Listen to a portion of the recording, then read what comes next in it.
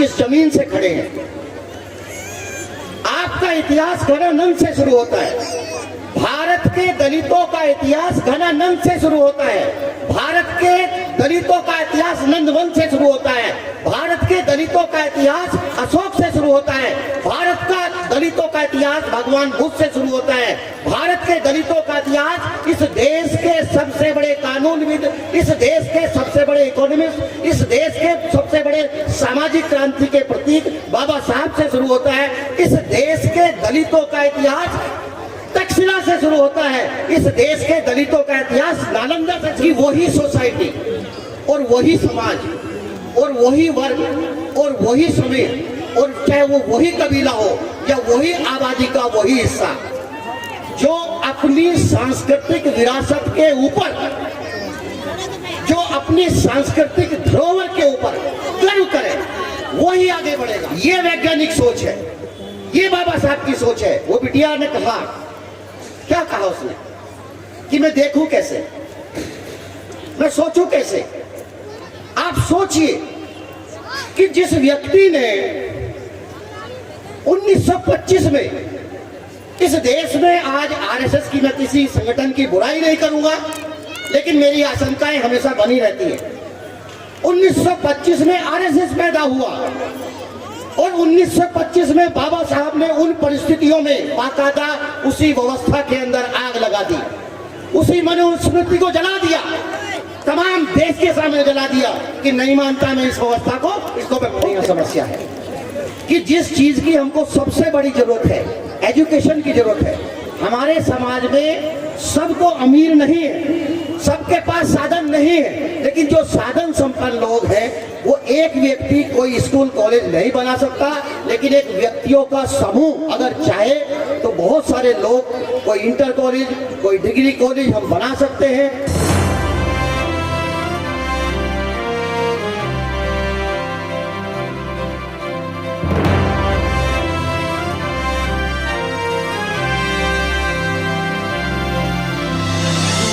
आप सभी को जय भीम। तमाम दलित समाज में पैदा हुए, बहुजन समाज में पैदा हुए उन महापुरुषों को प्रणाम, भगवान बुद्ध को नमन, बाबा साहब को नमन। इस खूबसूरत कार्यक्रम को करने वाले तमाम आयोजकों का धन्यवाद। मंचासीन आदरणीय भंते जी, जो भीम मंडली है, उनका बहुत बहुत धन्यवाद। और इस सभागार में बैठे तमाम मेरे समाज के बुजुर्गवान, नौजवान साथियों, माताएं, बहनों, शुरुआत कहाँ से करूं?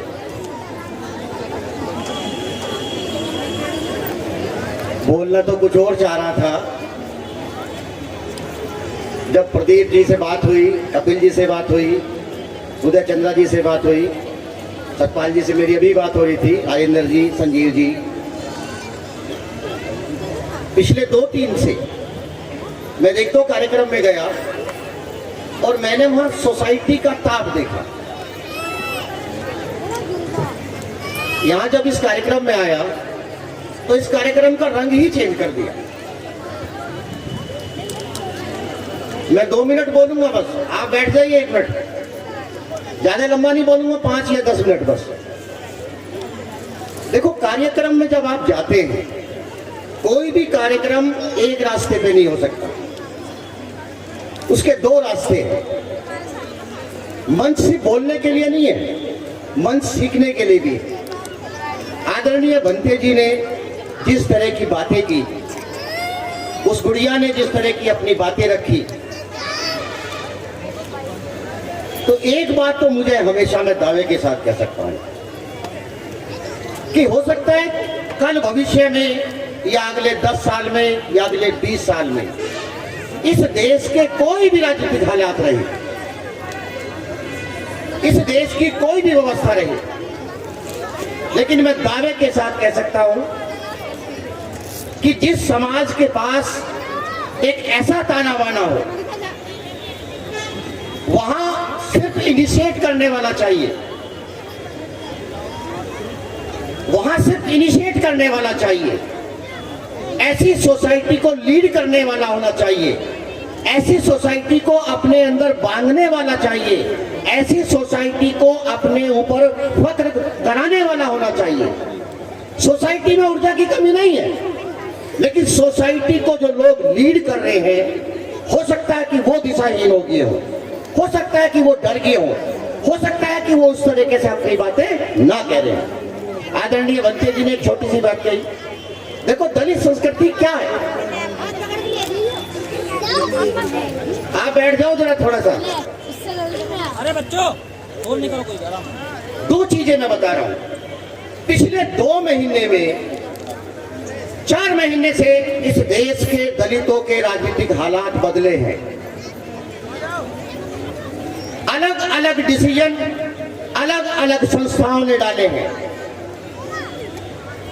अगर दलितों के अधिकारों की बात करते हैं तो मैं इस कार्यक्रम के मंच पे बड़े दुख के साथ ये कह रहा हूं कि भारतीय लोकतंत्र का सबसे बड़ा प्रहरी, जिसको हम न्याय व्यवस्था के रूप में देखते हैं, जिसका हम सम्मान भी करते हैं और ये उम्मीद भी करते हैं कि वो इस देश के दलितों के जो कमजोर हैं, जिनके राइट्स नहीं दिए गए, जो सामाजिक भ्रष्टाचार की वजह से नहीं दिए गए, इस देश का दलित ये उम्मीद करता था कि वो कहीं ना कहीं उनको न्याय व्यवस्था से मिलेंगे, लेकिन कहीं ना कहीं उल्टा हो रहा है।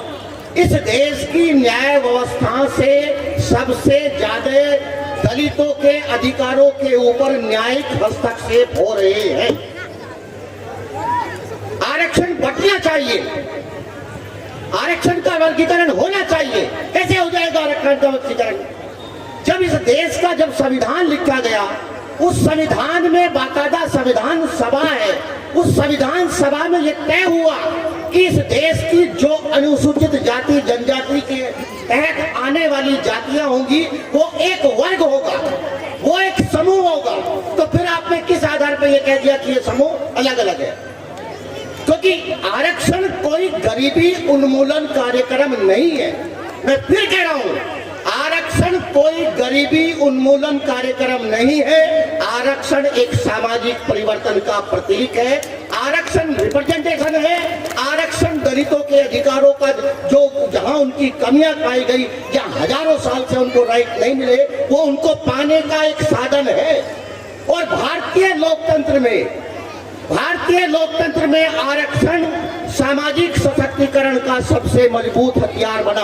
और पूरी दुनिया की व्यवस्था जहां लोकतांत्रिक व्यवस्था कायम है, वो बाबा साहब डॉक्टर भीमराव अंबेडकर जी के दिए गए इसी मॉडल को अपना करके अपने समाज में जो पीछे छूटे हुए लोग हैं उनको देना चाहते हैं।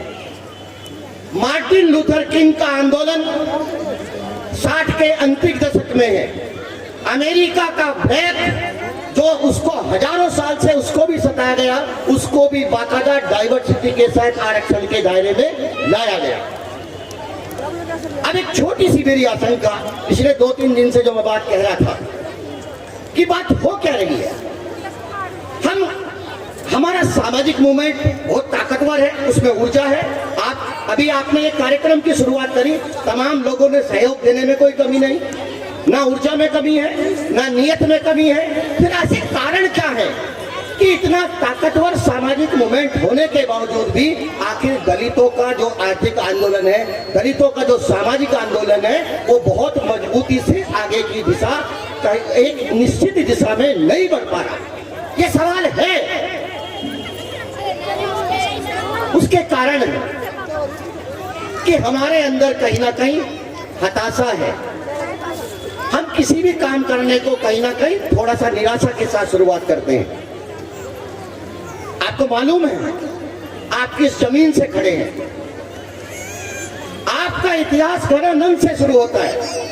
भारत के दलितों का इतिहास घनानंद से शुरू होता है।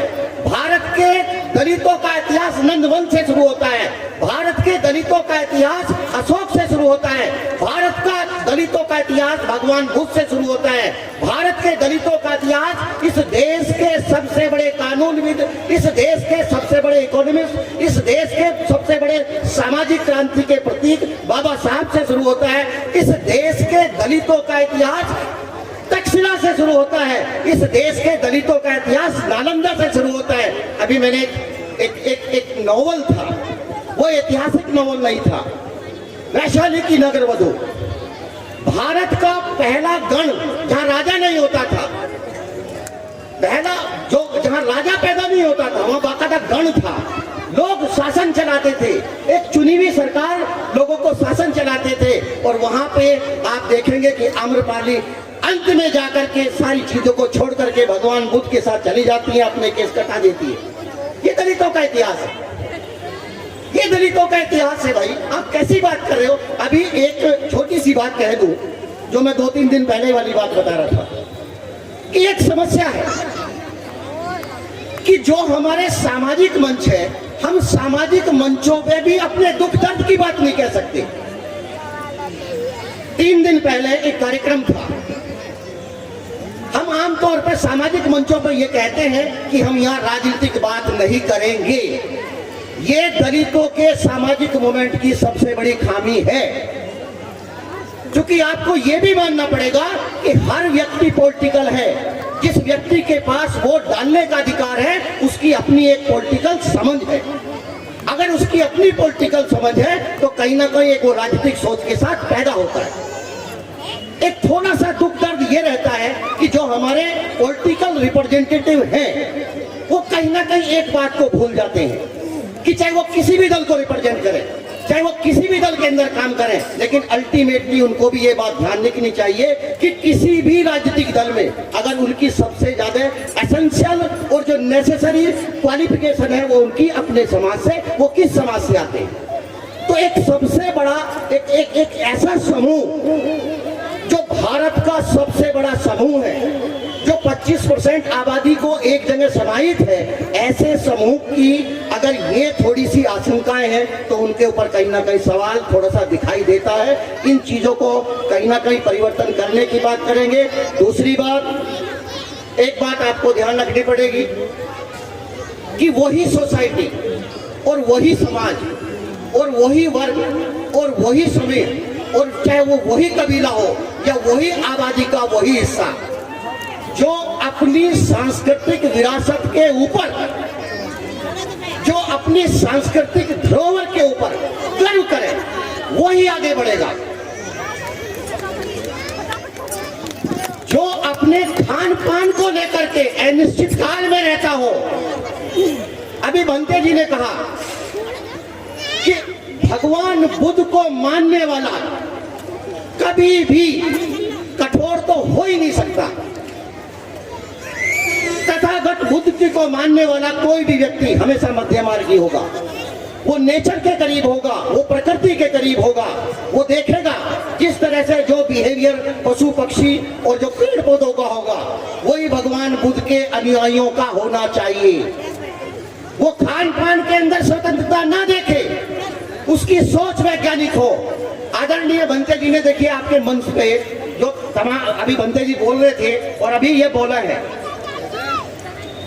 आप कैसी बात कर रहे हो कि जो सामाजिक, जो धार्मिक रिप्रेजेंटेटिव है, जब वो आपके बीच में खड़ा होकर के ये कह रहे हैं कि मुझे धर्म की इतनी जरूरत नहीं है, मुझे एजुकेशन की भूख है, हम एजुकेशनल इंस्टीट्यूट पहले बनाना चाहते हैं।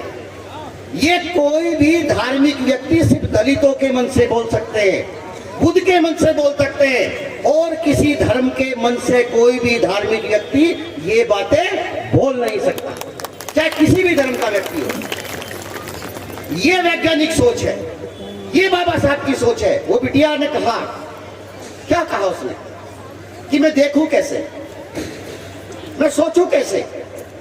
आप सोचिए कि जिस व्यक्ति ने 1925 में इस देश में, आज आरएसएस की मैं किसी संगठन की बुराई नहीं करूंगा, लेकिन मेरी आशंकाएं हमेशा बनी रहती है। 1925 में आरएसएस पैदा हुआ और 1925 में बाबा साहब ने उन परिस्थितियों में बाकायदा उसी व्यवस्था के अंदर आग लगा दी, उसी मनुस्मृति को जला दिया, तमाम देश के सामने जला दिया कि नहीं मानता मैं इस व्यवस्था को, इसको मैं फूंक देता हूं। आप आंदोलन ढूंढ रहे हो भाई, आप आपके पास बड़े बड़े मकान होंगे, आपके पास बड़ी बड़ी व्यवस्था होगी, आपके पास एजुकेशन होगी, आपके पास तमाम साधन होंगे, अब भी आपको लगता है, अब आपको कैसा लगेगा? अभी एक व्यक्ति ने बाबा साहब डॉक्टर भीमराव अंबेडकर जी को जिस तरह से टिप्पणी की, ये जानबूझ करके की गई टिप्पणी है, ये अनजाने की टिप्पणी नहीं है, ये प्योर पॉलिटिकल कारण है, ये प्योर पॉलिटिकल कारण है। वो नापना चाहते हैं दलितों का ताप, वो नापना चाहते हैं दलितों का राजनीतिक ताप, वो नापना चाहते हैं दलितों का सामाजिक ताप, वो चेक करना चाहते हैं, क्योंकि उन्होंने एक वर्ग को कहीं ना कहीं मिटा रखा है, एक वर्ग को दबा रखा है, एक वर्ग को कहीं ना कहीं माहौल से, व्यवस्था से दूर किया हुआ है। अब उनका अगला टारगेट कहीं ना कहीं दलित है। उनको लगता है कि अगर हम दलितों पे आक्रमण, क्योंकि आप एक बात मानकर चलिए, एक चीज और बताइए, देखिए क्या खाएंगे। आज भारत का कोई भी व्यक्ति, भारत पूर्णतः दलित में है, भारत पूर्ण से दलितों की संस्कृति उसकी रोज बढ़ रही है। आपको मजबूरी में जो अनाज आपने मोटे अनाज खाए थे, जो आपको मजबूरी में मिले, आज मिलेट के नाम पर, उसको उत्पादकता के नाम पर, उसको पौष्टिकता के आधार पर आज उसको हर व्यक्ति खाना चाहता है। मैं किताब बताई थी आपसे, अक्सर उसका वर्णन कर बात करता हूं, द कलर्स ऑफ दलित। दलितों के रंग वो दुनिया पे छाएंगे, तुम देखना इसको, उसे कोई नहीं रोक सकता। जो परिस्थितियां हैं, ये परिस्थितियां उसको थोड़ा सा हिला तो सकती है, लेकिन मैं 100% दावा के साथ कह सकता हूं कि भारत के दलितों का जो मूवमेंट है, उसे भारत की कोई भी व्यवस्था मोड़ नहीं सकती, उसको कोई भी दबा नहीं सकती। निश्चित रूप से वो अपने अधिकारों के प्रति आगे बढ़ेगा ही बढ़ेगा। उसके अपने जो राइट्स होंगे, वो सबसे ज्यादा जागरूक रहेगा, वो सबसे ज्यादा सामाजिक रूप से सशक्त रहेगा। राजनीतिक बातें राजनीतिक लोग करेंगे, लेकिन मैं चूंकि सामाजिक मंच पे हूँ, सामाजिक बात करूंगा। और रही भगवान बुद्ध की बात, तो आपके कण कण में, आप व्यवहार से, आपका खान पान, आपका रहन सहन, आपके कपड़ों का व्यवहार, वो कहीं ना कहीं बुद्ध संस्कृति के बिल्कुल करीब है। आपके घर में बुद्ध आए हो या ना आए हो, आपके बुद्ध, चाहे आप बौद्ध विहार में जाएं या ना जाएं, लेकिन आपकी जो सांस्कृतिक पहचान है वो तथागत भगवान बुद्ध के करीब है। कभी आप बौद्ध साहित्य पढ़ेंगे, कभी आप बौद्ध साहित्य को जानेंगे, तो आप पाएंगे कि आपका रहन सहन बिल्कुल 101% कहीं ना कहीं आप बौद्ध में है। इसी के साथ जय भीम, जय भारत। एक छोटी सी बात कह रहा हूं, अगर बनते जी ने ये बात कही है, क्योंकि एक चीज हमारे यहाँ समस्या है कि जिस चीज की हमको सबसे बड़ी जरूरत है, एजुकेशन की जरूरत है। हमारे समाज में सबको अमीर नहीं है, सबके पास साधन नहीं है, लेकिन जो साधन संपन्न लोग हैं, वो एक व्यक्ति कोई स्कूल कॉलेज नहीं बना सकता, लेकिन एक व्यक्तियों का समूह अगर चाहे तो बहुत सारे लोग, कोई इंटर कॉलेज, कोई डिग्री कॉलेज हम बना सकते हैं। उस कॉलेज को बनाने का एक फायदा ये भी होता है कि हमारी जो सांस्कृतिक पहचान होती है, हमारा जो माहौल है, कहीं ना कहीं वो एजुकेशन के माध्यम से हम अपने बच्चों के अंदर भेज सकते हैं। इसी के साथ जय भीम, नमो बुद्धाय।